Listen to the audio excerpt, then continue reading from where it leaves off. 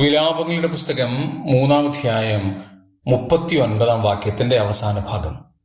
ഓരോരുത്തൻ താൻ്റെ പാപങ്ങളെക്കുറിച്ച് നെടുവീർപ്പെടട്ടെ.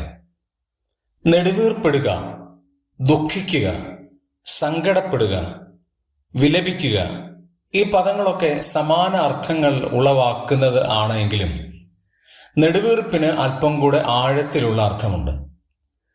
ഓർത്തോർത്ത് വിലപിക്കുക, ഓർത്തോർത്ത് സങ്കടപ്പെടുക, വന്നുപോയല്ലോ എന്നോർത്ത് പരിതപിക്കുക, ഈ അർത്ഥങ്ങളെല്ലാം നെടുവീർപ്പെടുക എന്ന വാക്കിലുണ്ട്.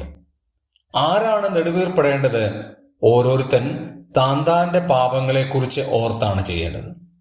മറ്റുള്ളവരുടെ പാപങ്ങൾ കണ്ടുപിടിക്കുവാൻ, മറ്റുള്ളവരുടെ കുറവുകൾ കണ്ടെത്തുവാൻ നമുക്ക് അനിതരസാധാരണമായ ഒരു കഴിവുണ്ട്. പലപ്പോഴും നമ്മുടെ കുറവുകളെ നമുക്ക് മനസ്സിലാകുവാനോ അത് കാണുവാനോ ഉള്ള കണ്ണില്ല.